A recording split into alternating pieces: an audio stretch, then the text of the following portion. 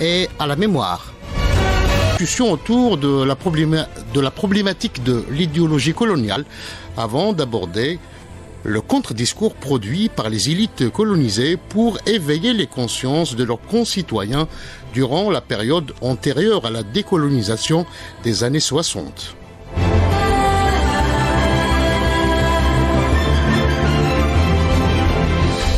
J'ai le plaisir d'accueillir le professeur de philosophie Mohamed Bouhamidi pour cette deuxième émission consacrée à l'idéologie coloniale.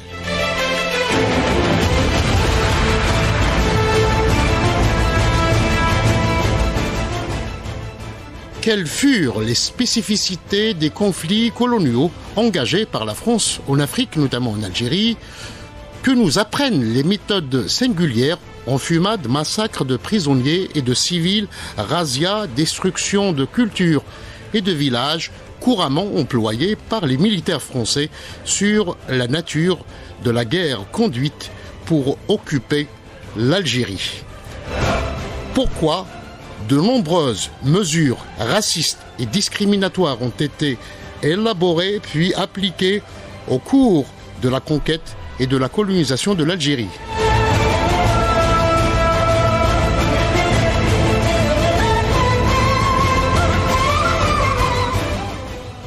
Comment furent-elles codifiées sous la Troisième République puis étendues aux nouveaux territoires de l'empire colonial français tels que l'Indochine, la Nouvelle-Calédonie et l'Afrique occidentale?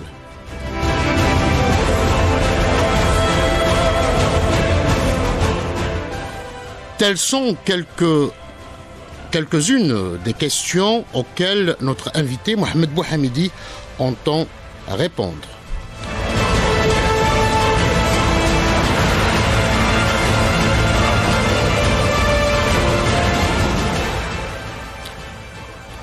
Monsieur Bouhamidi, bonjour. Bonjour, bonjour aussi à nos auditeurs.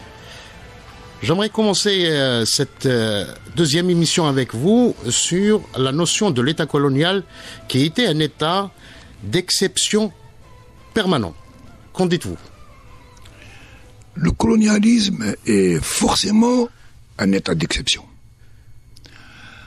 Alors, le grand public peut comprendre que cet état d'exception, c'est un peu comme il y a aujourd'hui, par exemple, dans les pays où il y a des révoltes, comme aux États-Unis, et maintenant, une mesure qui suspend les libertés des gens, qui suspend les droits constitutionnels pour une période donnée.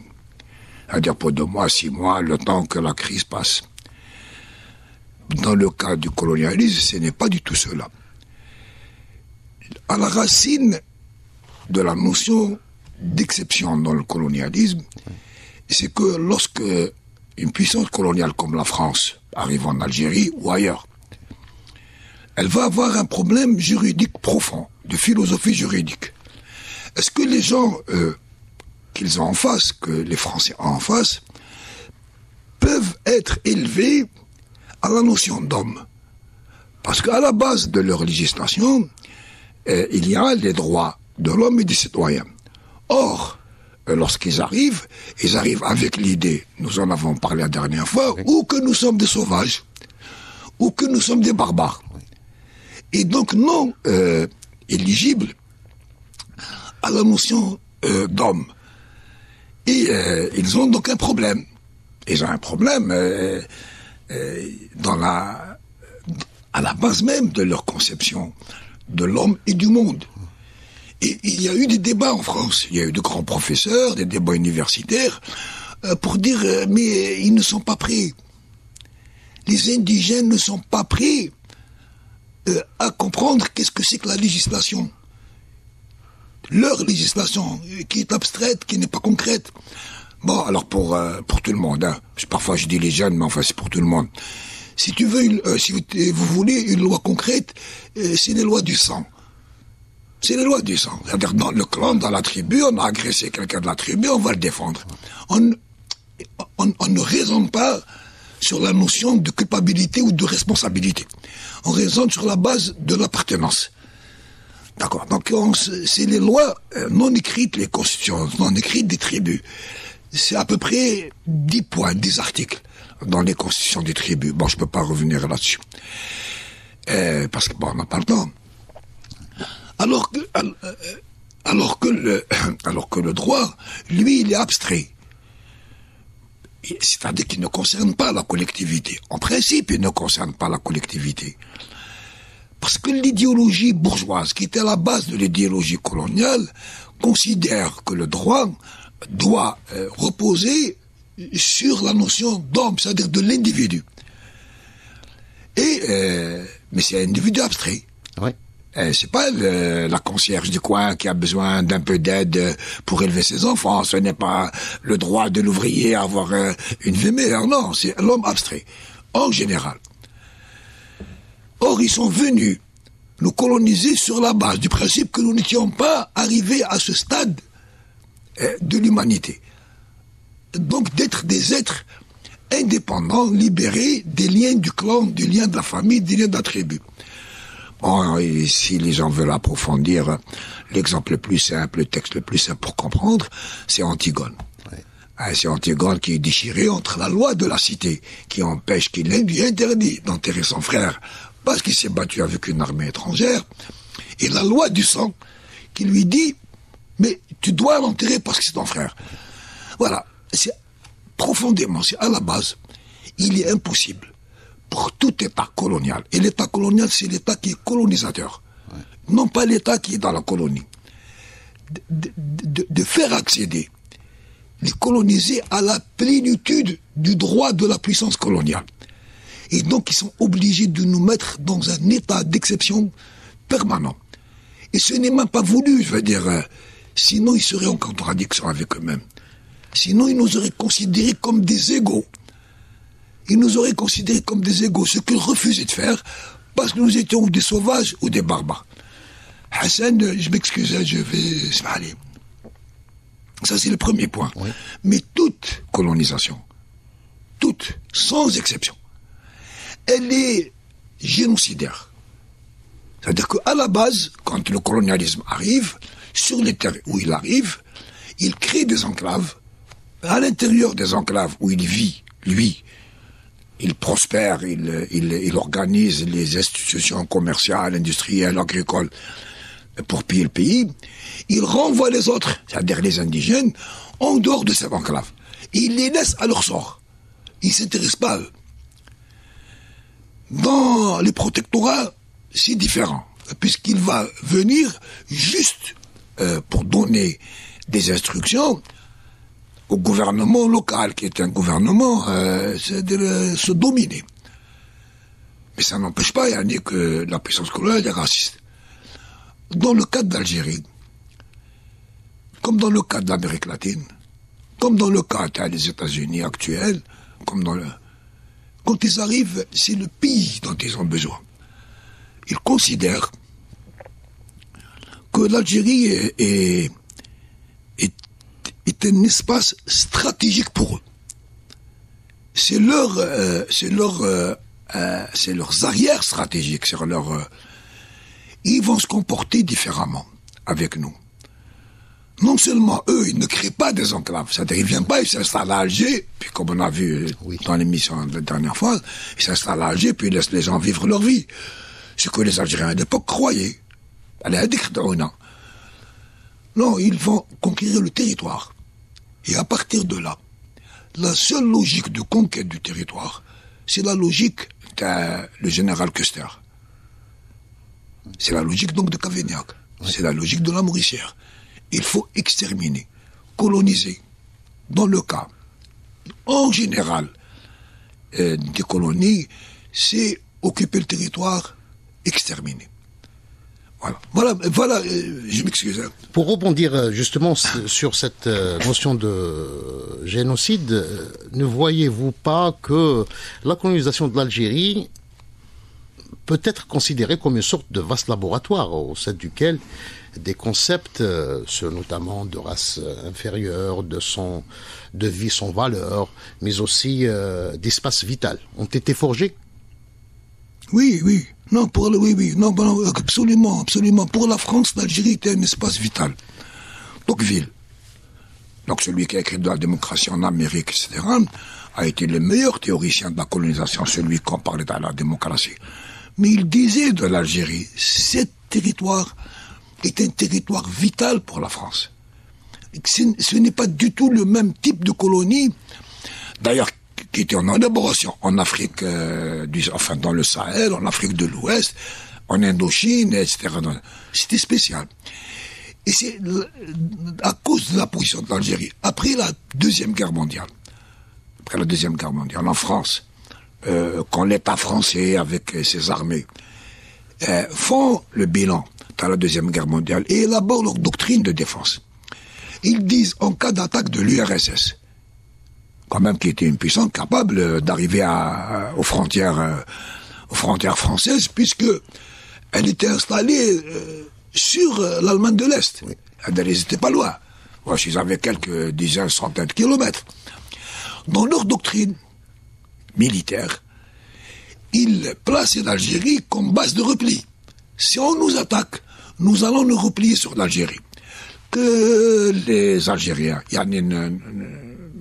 se rappellent simplement que ça, c'est une hypothèse, mais dans la réalité de la guerre, de la Deuxième Guerre mondiale, l'Algérie a été la terre de repli du général de Gaulle. Oui. Elle a été la terre de repli des troupes. Des Alliés. Non, des Français d'abord. Oui. Ensuite, les Alliés sont venus, puisque le territoire était un territoire ami. Qu'ils ne l'oublient pas. C'est-à-dire que ça s'est passé dans les faits. Ils n'ont pas dans la science-fiction. Et pour eux, après la Deuxième Guerre mondiale, donc en 1946, quand ils élaborent, l'Algérie était la terre de repli. On se replie pour répondre à la supposée agression soviétique. Donc c'est pas nouveau. Ce n'est pas nouveau. Le génocide en Algérie, on ne peut pas tuer personne. C'est impossible. On ne peut pas tuer un autre être humain si on ne le relègue pas au sens d'animal. Oui. Et donc, avec la mort, les enfumades, ils ont tué tout le monde. Ils ont quand même égorgé un bébé. Enfin, un bébé, il avait 3 ans, à peu près, ou les de c'est Ahmed Bouziane. Il avait 3 ans, ou les Driyah. Ils les ont tous massacrés. Tous. On ne peut pas tuer les gens de cette façon si on ne vient pas dans la classification reléguer ces hommes au rang du bestiaire. Au rang du bestiaire. C'est des insectes, c'est des sauterelles, tout le temps. Quelle que soit l'époque, à partir des découvertes, c'est-à-dire à partir de 1492, chaque fois, on a désigné les autres qu'on a décolonisés sous le terme animalier. Quand vous prenez aujourd'hui le langage du sionisme dans l'entité israélienne sur le territoire occupé de la Palestine, lorsqu'ils parlent des Palestiniens, c'est ce qu'ils disent. Ils disent c'est des insectes, c'est des cafards, c'est des... Ce type de langage fait qu'on désigne ceux qui sont les autres, c'est-à-dire ceux qu'on va coloniser, comme étant non humains. Sinon, vous ne pouvez pas le tuer. C'est impossible. Et c'est la même chose quand il y a les massacres de masse de caractère religieux. Pas simplement chez nous. Là, on va désigner l'autre comme n'étant pas un musulman, par exemple. Mais avant que ça arrive chez nous, les plus grandes guerres de religion ne se sont pas déroulées dans le monde arabe, elles se sont déroulées en Europe. Ça a été des guerres féroces. Et ça a duré pendant 2 siècles. Alors la nuit de la Sainte-Barthélemy, c'est en France. C'est tout le monde est tué. Monsieur Mohamed, et pour revenir à cette notion d'espace vital, parce que c'est important, les nazis vont la développer par la suite. Oui. C'est pourquoi j'ai parlé de laboratoire, c'est-à-dire l'Algérie a servi quand même à l'empire colonial français d'un laboratoire d'expérimentation, d'un certain nombre de théories, mais aussi de pratiques. Oui, d'abord la pratique, ça a été le génocide, c'est-à-dire ça, il faut le rappeler. Coloniser, c'est exterminer. C'est exterminer. il faut voir ce que la colonisation a fait aux États-Unis. Il n'y a plus d'Indiens, sinon quelques petits groupes, mais des tribus entières d'Indiens n'existent plus. Ils sont dans des réserves. Et mettre des gens dans des réserves, c'est les exterminer. Ils devaient nous mettre dans des réserves. Ils n'ont pas réussi. Quand ils viennent, ils prennent les meilleures terres. Et ils repoussent les gens vers les montagnes. Ils repoussent vers les mauvaises terres. Je viens de lire un roman qui s'appelle Les tranchées de la trahison. C'est un roman, si je l'ai lu, j'ai fait une note de lecture. Il raconte l'histoire de son village qui est entre Stif et Kharrata. Et du haut de la montagne pierreuse, où il n'y a que des pierres, c'est son grand-père qui regardait ses propres terres et qui avait été séquestré. J'ai lu un autre deuxième roman qui parlait de la région Taassoumam, où on a enlevé les terres aux paysans et qu'on a refoulé. Et partout, le refoulement des terres qui étaient utilisables, enfin, qui étaient les plus riches, les meilleurs, etc., pour les colons. L'échec en Algérie, dans la France, ça a été l'échec du génocide. Ça a été l'échec. Dans les plans, t'as les Français. Dans les plans, t'as les généraux, c'est écrit. Bon, on va pas faire, vous des instituts, chez Ajran, chez le Sarrafché. Leur but stratégique premier, c'était qu'ils refoulent tous les Algériens au-delà des steppes. Et puis après, quand ils arrivent dans les steppes, ils voient qu'il y a d'autres richesses incroyables qu'ils veulent prendre. C'est une longue histoire. Mais le principe même, on va revenir au principe. T'as l'espace vital. L'Allemagne n'invente pas l'idée d'espace vital. L'Allemagne n'a pas été un pays colonial. C'est-à-dire quand elle arrive, l'Allemagne, au niveau qu'elle rejoint grâce à Bismarck, le capitalisme d'État, etc., en Allemagne, parce que le capitalisme en Allemagne a été un capitalisme d'État, il rejoint sur le plan industriel les deux États, les deux puissances coloniales les plus grandes, la France et l'Angleterre. L'Angleterre et la France ont des avantages comparatifs. Ils ont des colonies. Or, lui, il n'en a pas. Bon, il essaye de prendre une colonie qui est au milieu de l'Afrique, où il va être un colonisateur. Il est aussi méchant que les Français et que les Anglais. Mais il n'a pas ces colonies. Et donc, il va dire que l'espace que constituent les colonies pour les deux grandes puissances de l'époque, l'Angleterre et la France, c'est un espace qui est vital. Et lui a besoin d'un espace vital. Il va essayer de le prendre à l'Est. Donc plutôt en Europe, vers l'Europe. Oui. Il y a une troisième puissance coloniale qui s'est installée, de la même manière que l'Angleterre et que la France, c'est les États-Unis. Après la Première Guerre mondiale, c'est clair que dans leur doctrine, c'est que l'Amérique latine, c'est leur espace gardé, c'est leur chasse gardée. Ce n'est pas des colonies au sens français et anglais. Et donc il faut que les gens se rappellent que les puissances coloniales ont toujours été d'abord des puissances maritimes. Et des puissances qui avaient une façade sur la mer. L'Espagne, le Portugal, la France, l'Angleterre, la Hollande. La Hollande également. Oui, qui est un grand pays colonial, bon, mais qui a été oublié dans l'histoire, qui a été oublié dans cette histoire des grandes de la colonisation, parce qu'il a géré autrement les choses. Et effectivement, la colonie, les colonies étaient dans les faits un espace vital pour ces États. Mais un espace vital, pourquoi? Quels sont les buts? Les buts, les premiers, fondamentaux, c'était le marché. C'était aller trouver des richesses, les piller. Oui. Dans un deuxième temps, quand les Anglais commencent à ramener le coton de l'Inde, ça devient là véritablement le système colonial. C'est-à-dire que les colonies sont une source de matières premières à bon marché.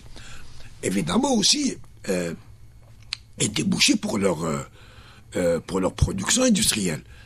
Et avec le coton qu'ils importent de l'Inde, et ils font des tissus, des tissages, enfin ils font des vêtements, etc., qui vont être beaucoup moins chers que ce que produisent les nations colonisées. Et ils vont ruiner en même temps les économies locales. Donc le colonialisme, il commence en réalité, c'est-à-dire les découvertes en 1492, qui étaient des découvertes à le pillage, vont se transformer en colonies à partir de, réellement dans le terme colonie au sens débouché pour leur production et marché de matières premières à bon marché au début du XIXe siècle. Voilà, c'est comme ça que ça va être élaboré. Nous sommes toujours avec vous dans le cadre de cette nouvelle émission consacrée à l'histoire et à la mémoire. Nous abordons aujourd'hui avec le professeur de philosophie, Mohamed Bouhamidi, la deuxième partie de la discussion autour de l'idéologie coloniale. Mohamed, qu'en est-il de ces nouvelles? Parce qu'on va découvrir après que de nouvelles techniques répressives, l'internement administratif et la responsabilité collective ont été adoptées à partir notamment des années 1850 en Algérie. Oui, elles ne pouvaient pas ne pas être adoptées. Alors je reviens sur l'idée qu'on avait dit tout à l'heure, c'est que si nous étions ou des sauvages, ou des barbares, ou des gens immatures intellectuellement, etc., nous ne pouvions pas accéder au statut de sujet du droit. Et donc, dans les débats en France, dans les facultés, mais ça a été, les gens n'imaginent pas, mais ça a été la grande discussion, c'est comment faire. Dès lors que, n'étant pas des hommes, au sens où eux l'entendent, c'est pour ça que la dernière fois, j'ai dit, attention, l'humanisme, ce n'est pas l'idéologie des gens qui aiment les autres êtres humains. Non, c'est l'idéologie de ceux qui veulent sortir de la conception religieuse de la vie vers une conception non religieuse. Mais enfin, il se réfère à l'autre. Mais si vous n'êtes pas un homme, si vous n'êtes pas un sujet de droit, si vous êtes incapable, parce que c'est de votre faute, il vous culpabilise, alors vous ne comprenez pas. Parce que vous êtes sauvage, vous êtes barbare, enfin vous êtes dans la culture tribale. C'est que vous ne pouvez pas accéder au tribunal. Vous ne pouvez pas y aller, c'est dans la logique même. Oui. Et comment est-ce qu'on va faire pour juger des personnes qui ne sont pas sujets de droit? Alors ce qui se passe en Algérie et dans les autres colonies, c'est que on va nous appliquer une législation qui est régressive et qui est la législation du système économique et social précédant le capitalisme et qui est le féodalisme. Qui est le féodalisme. Dans le féodalisme, comment on juge? On juge selon le bon plaisir du prince, le bon plaisir du seigneur du coin, le bon plaisir du baron, du marquis, du duc, du roi. C'est au bon plaisir que les gens se rappellent toujours cette formule qu'on sort pour les rois de France. Et il délègue donc la gestion des affaires courantes, de la vie courante dans les colonies, aux administrateurs. C'est l'administration qui va se mettre à juger. Et on va accorder aux administrateurs, le préfet qui sont en Algérie, le gouverneur général, les administrateurs des régions, et les bureaux arabes, ce qu'on appelle les bureaux arabes, un droit de législation. Ils avaient le droit, les indigènes étaient taillables et corvéables à merci. C'est-à-dire que l'administrateur de n'importe quelle région d'Algérie pouvait, pour punir un village, l'obliger à faire des travaux forcés. Et donc, réparer une route, placer des remblais, construire une maison de garde champêtre, sans que personne ne puisse s'opposer. Dans le cadre d'une opposition à l'ordre administratif, là, vous allez au vrai tribunal, c'est-à-dire celui qui va vous envoyer à Cayenne, aux travaux forcés, au bagne, en prison, etc. Et donc, sur le plan juridique, comme sur le plan du territoire, comme sur le plan de la politique, il y a une législation spéciale pour les indigènes. Pour donner une idée, une simple idée, dans le code des eaux et forêts, s'il y a une chèvre d'un indigène qui rentre dans la forêt, il va payer des impôts. En imaginant dans quelle misère extrême avaient été mis nos grands-parents, ou nos arrière-grands-parents, quand ils ont été dépossédés de leur terre originelle. Exactement. Ils n'étaient pas à ce point misérable avant que les Français arrivent. Enfin, avant que le colonialisme français arrive. Ils leur enlevaient leur bien de sa dernière chèvre. Dans ce type de législation, donc il y avait l'autorité administrative française en tant qu'administration française, soit les bureaux arabes, soit les administrateurs. Dans les communes de plein exercice, c'est-à-dire dans les communes qui étaient des communes normales, ou dans les communes mixtes, qui étaient donc des communes spéciales, qui étaient gérées par... Ils avaient une deuxième structure de base, c'était les caïds. C'était les caïds d'El-Bachara, qui avaient, eux, le droit d'appliquer ce droit colonial. Et donc de mettre des gens en prison comme ils voulaient, de les fouetter, de leur enlever leur... Jusqu'à un certain point. Par exemple, dans la région de Biskra, là où il y a de belles dates, là, Tolga. Donc il y avait un homme qui était militant Tajmaït Ulama, qui s'appelle Shebah al-Maki, qui était en même temps militant communiste. Ouais. Les deux en même temps, sans problème. Oui. Bon. Et donc ça veut dire que l'Algérie était vraiment complexe. Et il était homme de théâtre. Il a commencé donc à faire du théâtre dans le cadre de Tajmaït Ulama pour quand le Qaïd Bengana, le fameux Bengana dont on est venu et qui était le descendant de celui qui a égorgé le fils de Si Ahmed Bouziane, l'a puni. Il l'a fait marcher à pied pendant 70 km pour l'amener en prison. Mais il ne pouvait pas le mettre en prison sans que le capitaine, qui était responsable de la zone, l'autorise. Et donc voilà, c'est-à-dire les limites. Il pouvait prendre des mesures répressives contre la population, mais jusqu'à un certain point. Il ne fallait pas que l'indigène se croie libre d'outrepasser l'autorité du maître, en tenant cette liberté, mais jusqu'à un certain point. Et donc, dans le code de l'indigénat, nous n'étions pas français. Le fait de rajouter la mention musulmane, c'est-à-dire français musulman, c'était le signe que nous étions pas tout à fait français, je veux dire, des Français de seconde zone. Quand le général de Gaulle va arriver en 58, qu'il veut faire les réformes qui n'avaient pas réussi à l'époque de Léon Blum, il va dire aux Algériens, vous êtes Français à part entière. Bon, les gens du FN qui avaient le sens de la répartie, on leur disait oui, vous êtes des Français à part entière. Alors eux, ils ont répondu oui, nous sommes des Français entièrement à part. C'est les tribunaux d'exception, les punitions collectives. Parce que dans cette législation d'exception, les Français ne reconnaissaient pas la responsabilité individuelle. Si quelqu'un fautait, c'était tout le village, la tribu, le clan qui était fautif. C'était la famille. Cet principe, il n'est pas appliqué uniquement à Algérie. Il a été appliqué dans toutes les colonies, par toutes les puissances coloniales, et d'abord par la puissance coloniale américaine,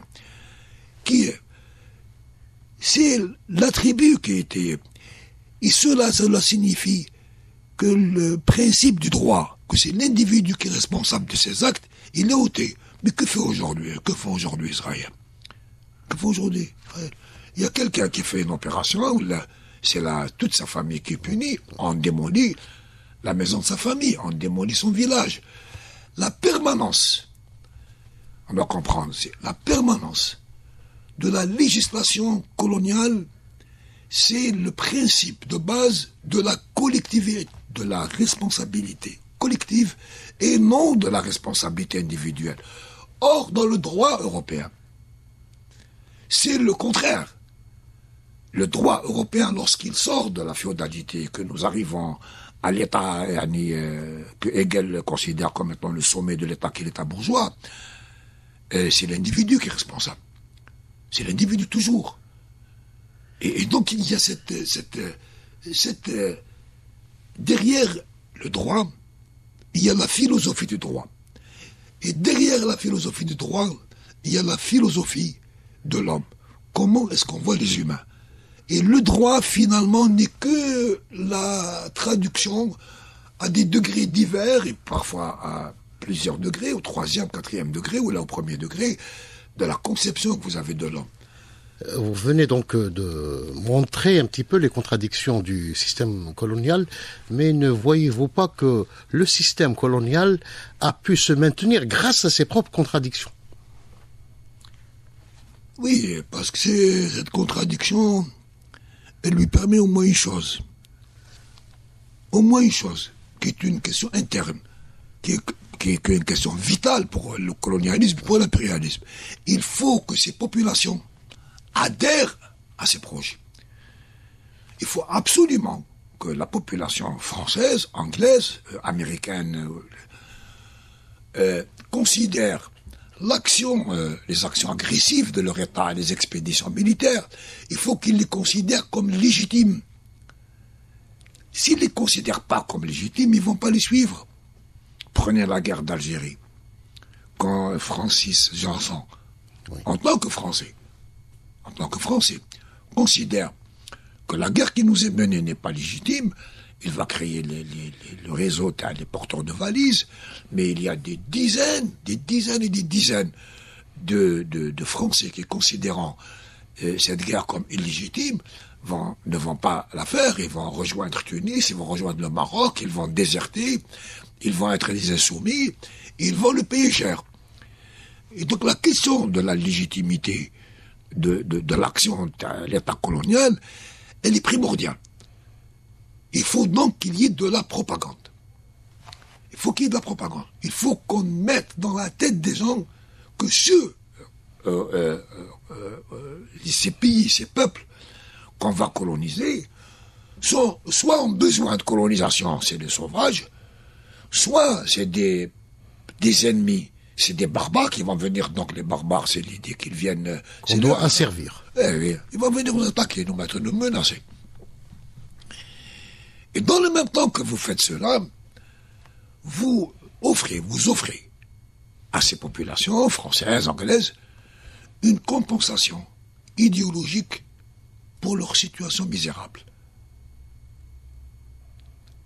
Quel que soit le degré de difficulté qu'ils vivent, si vraiment eux ressentent le sentiment que quand même ils sont supérieurs aux autres, ils sont supérieurs aux Arabes, aux Noirs, aux Chinois, etc. Il y a une compensation fantasmatique. Et à partir de là, on est meilleur.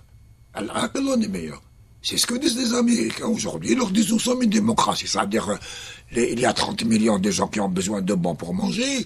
Il y a un racisme et une violence endémique aux États-Unis, et pas seulement contre les Noirs, mais d'abord contre les Noirs. Et bien malgré tout ça, on leur dit oui, mais nous sommes une démocratie, donc nous sommes des gens bien. C'est le racisme. C'est là où nous rentrons dans le racisme. C'est l'idée qu'une supériorité fictive, celui qui en parle le mieux, bien sûr, vous le devinez, c'est Fanon. Et c'est Fanon qui explique dans Peau noire, masque blanc combien le racisme est compensatoire. C'est-à-dire le plus bas dans l'échelle sociale des Blancs, dès qu'ils rencontrent le Noir, dès qu'ils rencontrent le colonisé, il lui est supérieur. À dire le bon homme, il peut être, comme lui, c'est-à-dire psychiatre, il peut être docteur, il peut être professeur, il peut être ce qu'on veut. Dès lors que il est en face du blanc le plus bas, il va se sentir supérieur à lui. Une des difficultés majeures à propos du racisme en Algérie, c'est les pieds noirs sont partis. Ils ne pouvaient pas rester. Ceux qui sont restés, il y en a beaucoup qui sont restés, étaient nos amis, depuis longtemps. Kaido, ils nous ont aidés pour, dans les chemins de fer, travailler à la poste, etc. Parce qu'il y a des Algériens d'origine pieds noirs. Mais je parle pas de ceux-là. Ceux-là, c'est des Algériens. Donc, on ne peut plus dire pieds noirs, pas pieds noirs. Non, je parle des pieds noirs qui sont restés pieds noirs. Et qui sont restés. Mais la grande masse, elle est partie parce qu'elle perdait quelque chose de précieux pour elle. Ils se croyaient moralement supérieurs. Qui fait ça? Ils refusaient que à l'intérieur de l'indépendance d'Algérie, nous devenons leur égaux. Donc là, c'est formidable ce que le racisme comment il peut fonctionner. Aimé Césaire, qui a, dans une contribution de 1953, il a dit que le système colonial, il est profondément raciste, avant qu'il ne soit violent. Il est d'abord raciste. Oui. Alors là, nous abordons le fond du fond. L'idéologie coloniale fondamentale, c'est le racisme. Ce qui est complètement à la base. Complètement à la base. Avec nous avons parlé de la question entre juridique. Est-ce qu'on peut considérer des gens inférieurs comme étant juges du droit à Darnalia? Mais derrière les gens qui posent cette question, dans la tête des gens qui posent cette question, il y a le racisme. Alors le racisme, c'est très vieux.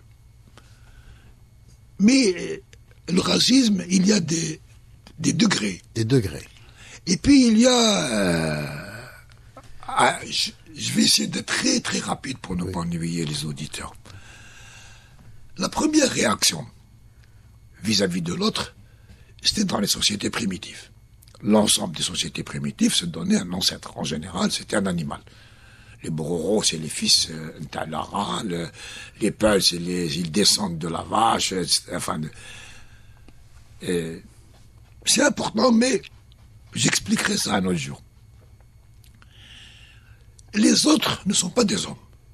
Pour l'ensemble de ces tribus primitives, sociétés primitives, quand on rencontre l'autre tribu, ils ne sont pas des hommes. Mais ils n'ont pas de théorie raciste.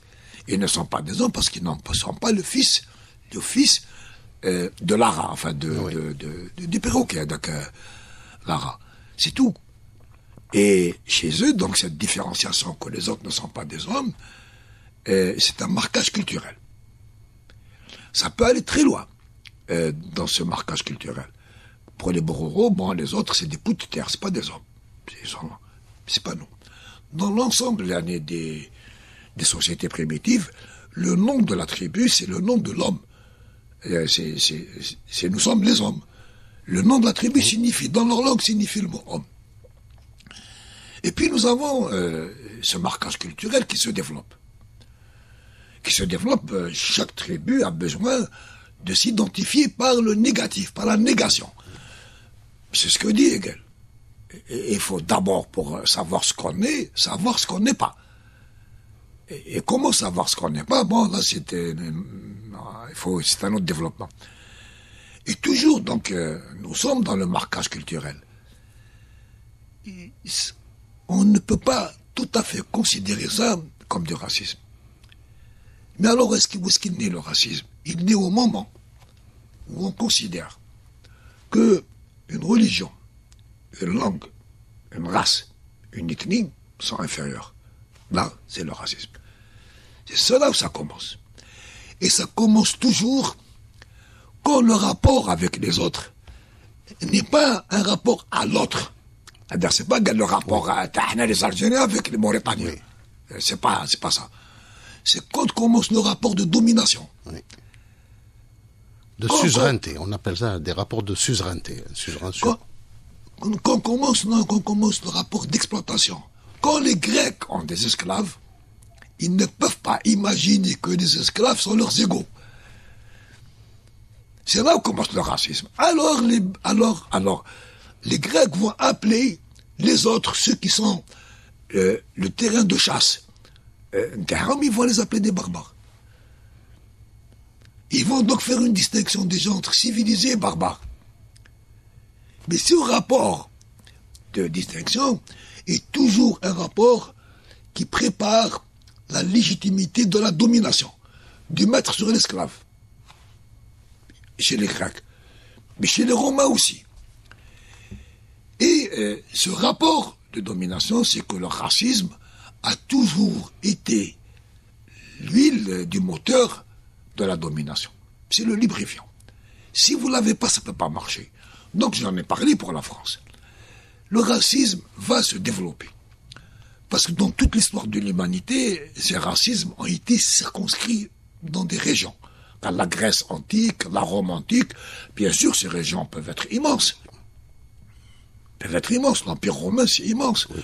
Il va de l'Indus jusqu'à chez nous, jusqu'en Algérie. Et il n'est cependant pas de la même nature que le racisme que nous connaissons, que nous allons nous connaître avec le colonialisme. Parce que chaque fois que Rome ou dans les empires anciens, on faisait la conquête d'un peuple, on prenait leur dieu et on le mettait dans le panthéon des dieux, en deuxième position. C'est les dieux des Romains qui sont en haut. Oui. Mais on mettait les dieux des peuples conquis un peu plus bas. C'était pour leur signifier qu'ils étaient intégrés dans le système romain, mais au deuxième degré. Il ne faut pas qu'ils oublient ça. Qu'ils sont colonisés, qu'ils sont dominés. Avec le colonialisme,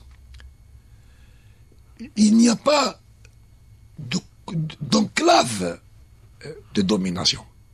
La domination, elle atteint le monde entier.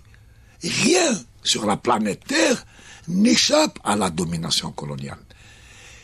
Et à ce moment-là, cette conquête des mondes, cette conquête de l'ensemble de l'humanité, elle va poser un problème philosophique aux Européens. Pas simplement au niveau des droits. C'est qu'ils veulent savoir si réellement ce sont des humains ou pas. Oui.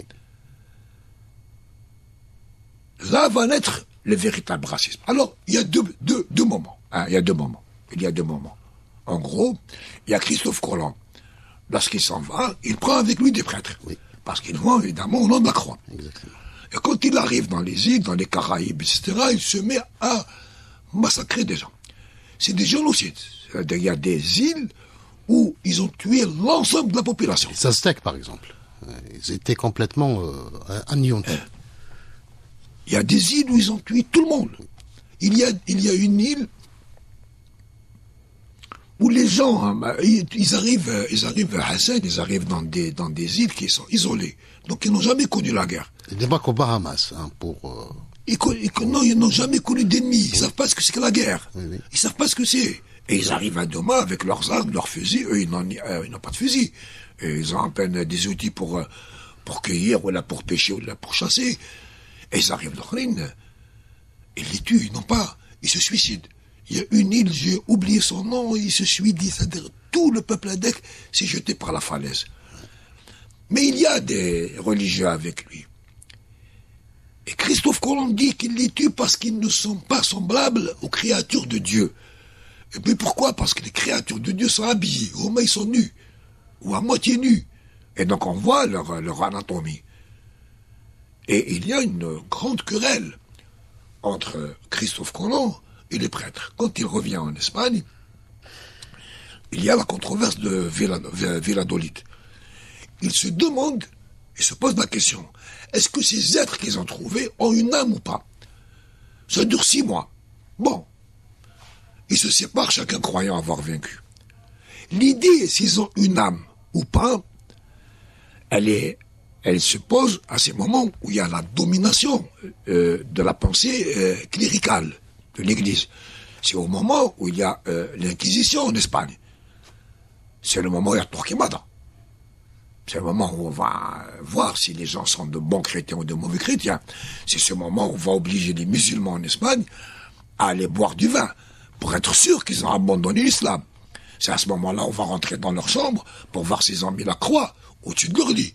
C'est à ce moment-là qu'on va les obliger à manger du cochon. N'est-ce pas? C'était l'Inquisition.